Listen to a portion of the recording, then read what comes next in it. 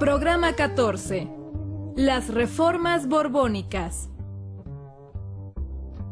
En este programa identificarán los cambios en la administración colonial como consecuencia de las reformas borbónicas. Iniciaba el siglo XVIII cuando en España murió sin descendencia Carlos II, convirtiéndose así en el último rey de la casa de los Habsburgo. Cuando era pequeño, sus padres, los miembros de la corte y el pueblo pensaban que no sobreviviría debido a su precaria salud. Sin embargo, contra todos los pronósticos, vivió para ser coronado rey de España. El hechizado, como era conocido en España, no pudo procrear hijos para asegurar un heredero de la corona.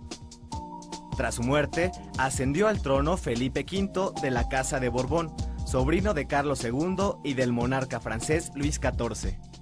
Los españoles, temerosos de que el nuevo monarca se aliara con Francia, Inglaterra, Holanda y algunos españoles, iniciaron un conflicto armado conocido como la Guerra de Sucesión, con el fin de imponer a otro rey.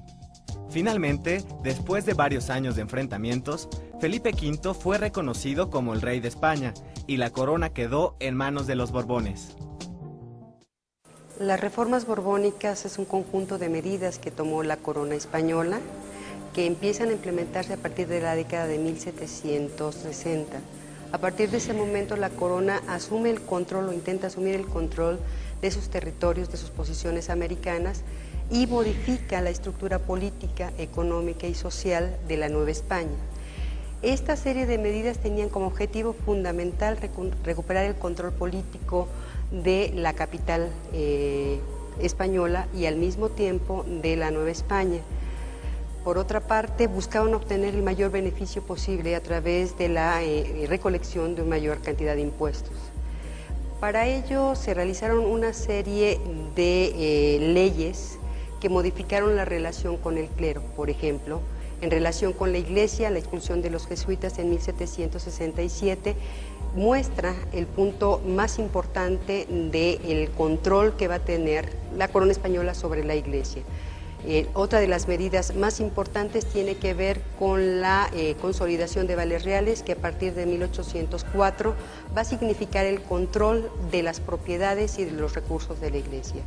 Finalmente, en la parte económica, va a suponer la imposición de una gran cantidad de impuestos con la finalidad de llevar más plata a España y así equilibrar la balanza de pagos, porque la corona española tenía que hacer frente a una serie de compromisos, entre ellos un conjunto de guerras con Francia y con Inglaterra. Finalmente, va a significar el desplazamiento de los criollos de los puestos de poder, y esto va a conducir en la primera década del siglo XIX a un enfrentamiento y a una crisis política.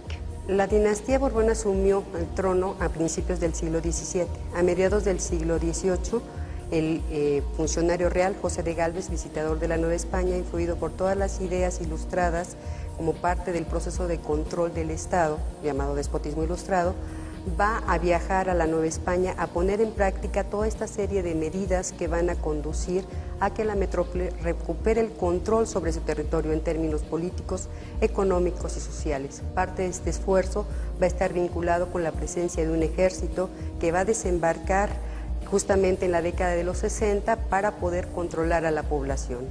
A finales del siglo XVIII, el Imperio Español tenía posesiones en varios continentes. Sus dominios americanos se extendían desde Nueva España hasta el Virreinato del Río de la Plata, ocupando varias islas del Caribe.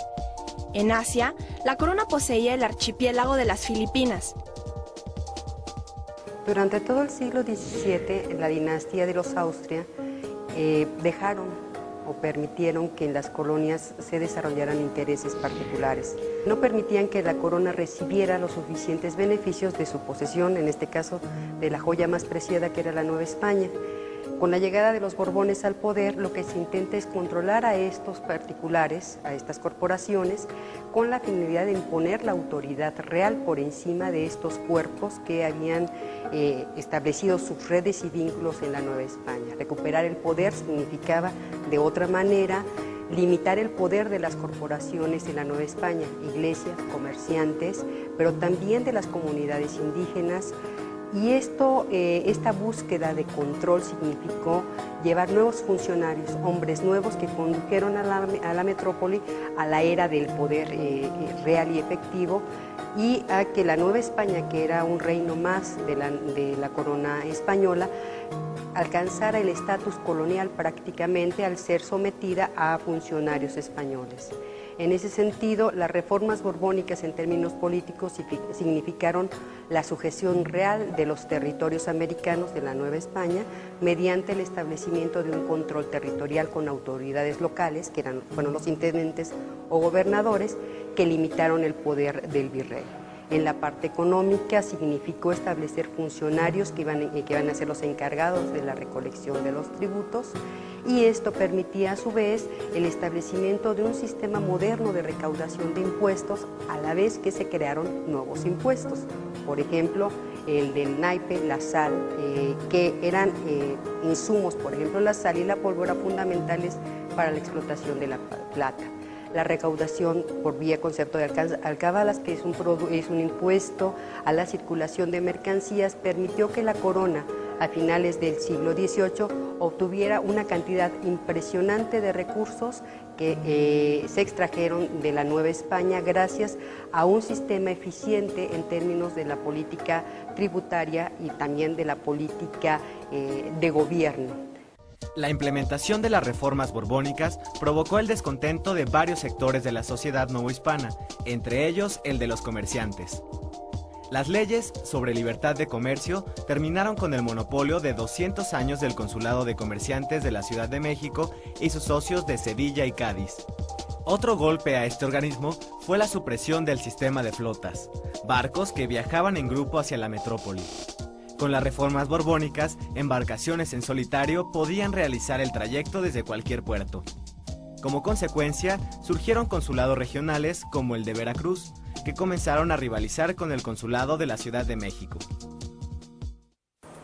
Aunque el conjunto de reformas impactaron a la sociedad novohispana a lo largo de 3 décadas, hubo entre ellas algunas que fueron más importantes. Una de ellas fue en 1767, cuando la corona decide sacar a la orden jesuita, que es la más importante de los territorios del Imperio Español. En un mismo día, en todas partes, con mucho sigilo, se ordena la salida y el embarco de los jesuitas hacia Veracruz. El impacto que va a tener esta salida va a ser muy grande, porque va a ocasionar revueltas que van a ser sofocadas gracias a la presencia del ejército español, que ha desembarcado apenas unos años antes. Enseguida podríamos hablar de otra de las medidas, la división del territorio en intendencias. ¿Por qué? Porque esta división, esta organización, al mismo tiempo que tenía como objeto el control político del territorio, va a provocar que se enraicen los intereses locales y va a ser el origen de, más tarde, los estados que se van a crear a partir de la independencia. Y finalmente, la consolidación de vales reales en 1804, que es, digamos, la gota que derrama el vaso de agua finalmente, porque significa que se obtienen cada vez más recursos de una colonia que ha sido atacada constantemente con una serie de reformas, pero también que ha visto mermados sus ingresos económicos con un conjunto de impuestos muy amplio y muy importante. A la vez que hubo reformas de carácter político y económico, hubo una serie de reformas de tipo social. Por ejemplo, las leyes de vagos de 1745 van a tener más fuerza, con la intención de que la gente se dedique a trabajar. Entonces, la persecución hacia actividades que se consideran poco deseables son consideradas actitudes y condiciones de vagancia que, por supuesto, van a tener un castigo, y la pena va a ser la cárcel, la obra pública. En fin, esta serie de medidas de control de la población va a abarcar un amplio espectro. Por ejemplo, las diversiones, las fiestas de toros, los carnavales van a salir de los espacios urbanos, porque se busca que la población se divierta de manera decente, asistiendo al teatro, por ejemplo, y reglamentando también qué tipo de obras se van a presentar y cómo en los espacios, entre cada uno de los actos, se deben bailar cierto tipo de bailes, donde las mujeres finalmente no deben enseñar, por ejemplo, más allá de la pantorrilla. Esto muestra que las reformas borbónicas constituyeron un amplio abanico de posibilidades donde la corona intentaba imponer incluso una visión moral sobre la conducta y la población. Los Borbones llevaron a cabo una reorganización administrativa y territorial de Nueva España. Al dividir el territorio en intendencias, buscaron tener mayor control sobre la colonia y al mismo tiempo restar poder al virrey, implantando la figura del intendente. José de Gálvez, cuando llegó a la Nueva España en 1767, trató de imponer el sistema de intendencias, que era una división del territorio. No pudo, le costó mucho trabajo. 20 años después, en 1786, logró que se decretara la Real Orden de Creación de las Intendencias. Se crearon 12, es decir, el territorio del virreinato de la Nueva España fue dividido en 12 espacios jurisdiccionales que tenían un intendente que hacía las veces de las funciones del virrey en cada uno de esos territorios. El poder que tenía el virrey sobre todo el territorio de la Nueva España se divide y ahora van a ser los intendentes a partir de 1786 quienes van a ejercer las funciones del Ejecutivo en su territorio. Con esto le quitan el poder al virrey al mismo tiempo que someten a los ayuntamientos o cabildos a la jurisdicción del intendente. La otra parte importante es la función económica. Se crean cajas reales especiales para la recolección de los impuestos y de esta manera el virrey pierde el control político que ejercía sobre todo el territorio y también pierde el control del poder económico en la medida en la que va a haber funcionarios locales encargados de la recolección de impuestos. Desafortunadamente, a la muerte del visitador de Gálvez, el virrey reasume el control de la parte fiscal, pero no de la parte política. Esto va a provocar la autonomía regional y la vinculación de intereses particulares en cada una de las 12 intendencias en las que se divide el territorio.